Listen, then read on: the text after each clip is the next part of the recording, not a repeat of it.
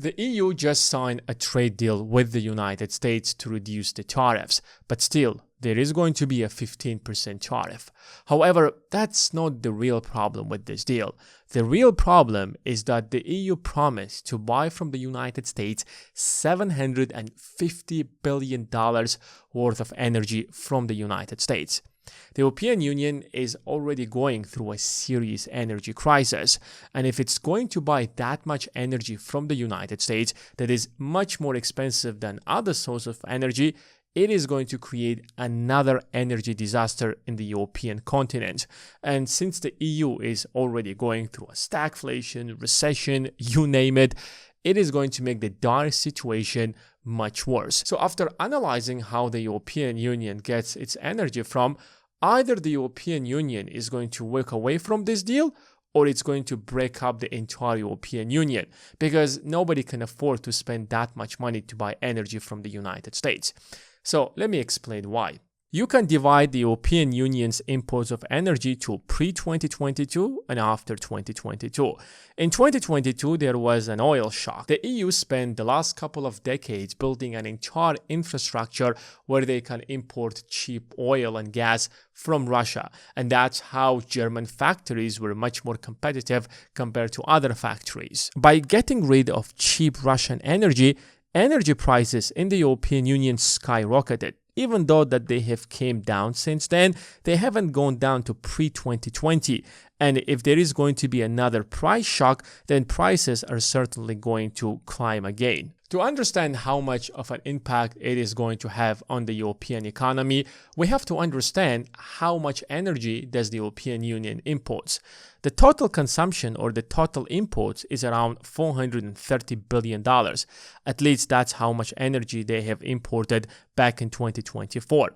Now, 18% of that was from the United States, or roughly $76 billion. The rest was from the rest of the world. So by looking at these numbers alone, you can say that, oh, these guys can actually afford $250 billion from the United States. Yes, they will import roughly 60% of their energy from the US, but again, they can afford that. However, it's not literally as simple as it seems. If you divide the $76 billion, you will find out that $45 billion of that is oil, $25 billion of that is LNG, and the rest is coal, which is another $6 billion.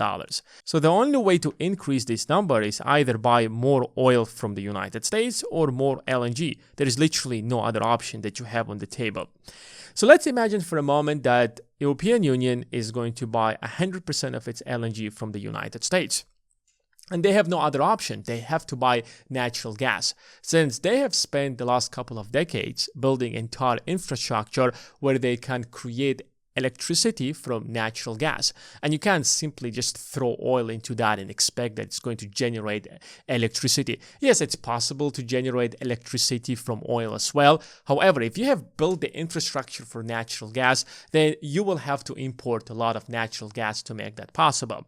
So if we assume that 100% of European Union's natural gas is going to come from the United States, that will be an additional $97 billion. So we are getting very close to this number of $250 billion, because if you take $76 billion over here, you add it up to $97 billion, you are getting very close. It's more than $170 billion over here. So maybe you can tweak it a little bit more and you will have a deal. The only problem with that is that the European Union currently has 28 large terminals where it can receive LNG. You see, importing natural gas is very difficult. With Russia, it was very simple because you had a pipeline. With the United States, because it's across the Atlantic, you have to ship the LNG in huge tankers, and then you have to receive it. But to receive that LNG, it's not like a product that you can literally just get it out of the ship. You need an entire infrastructure to be able to receive that LNG. And currently, the EU has around 28 large terminals. And in order for it to replace 100% of its natural gas with the US natural gas, that means that they have to build an additional 28 LNGs. And these things are not cheap to build. One of them is going to cost the European Union $1.5 billion. So take $1.5 billion multiplied by 28, and it will cost the European Union an additional $42 billion to do that. And you can't build them overnight. It will take at least 3 to 5 years to do that. But this deal is supposed to happen over the next 3 years, which means that buying and replacing fully the natural gas with the US natural gas is impossible because it will take the European Union at least 3 years to buy or build those large terminals to receive the LNG in the first place, which makes this deal impossible even if European Union is serious to make it possible. And even if you do that, prices are going to skyrocket, because if you're spending $42 billion just to build the infrastructure, you have to increase prices in order to make that investment pay off in the first place. And secondly, what are you going to do with all of these LNG terminals when this deal is over? Because buying LNG from the United States is much more expensive. How about oil? What if the European Union will simply replace all of its sources of energy with US oil? And that's it. It's as easy as that. First of all, the European Union can't simply replace all of its energy sources with oil, because if you have the infrastructure to generate electricity with natural gas, again, the same problem comes here, that you can't simply buy oil and throw oil and you will have electricity.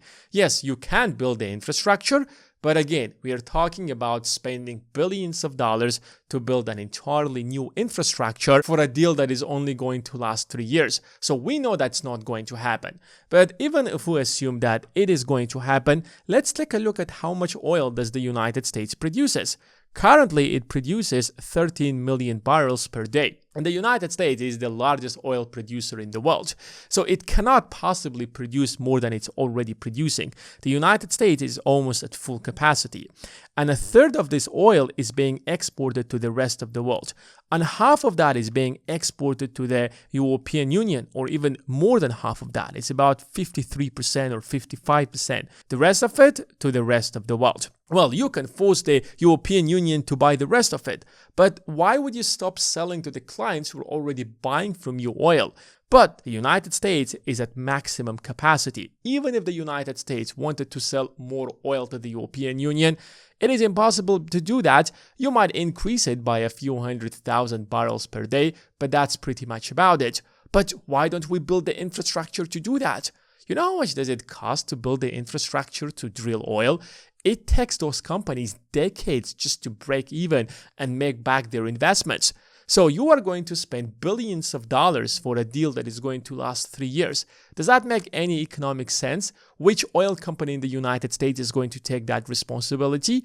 Not a single of these companies are going to do that, because economically, they're not going to profit out of it. This deal is supposed to profit US companies and not drag them into infrastructure projects that they cannot possibly afford. So the most realistic scenario is that European Union will buy slightly more LNG from the United States. Maybe they will increase their purchases of LNG by 50% because they have all of these huge terminals, but they're not working at full capacity right now. And all of that burden most likely will fall into 4 major European countries. First of all, it's of course Germany, then it's France, Spain, and Netherlands.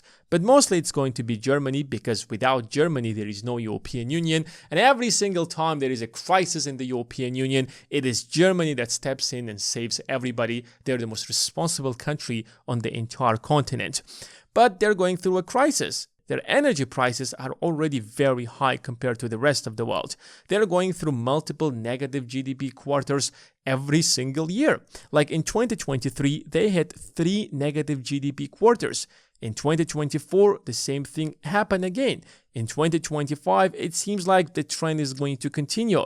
So we can confidently say that Germany is in a recession. Their unemployment rate is above 6%. For comparison, the unemployment rate in the United States is 4.1%, which might mean that the European Union simply made big empty promises to Donald Trump, so that Donald Trump can take these promises, go back to the United States, and declare it a victory for his voters.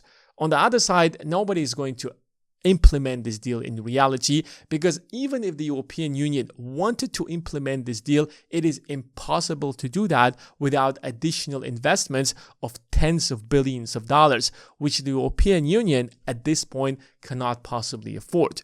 Most of the European Union countries are already heavily indebted, and they cannot possibly borrow an additional $50 to $100 billion to build the infrastructure to import that much energy from the United States anyways, which might mean that, yes, if they implement this deal, it might break up the entire European Union.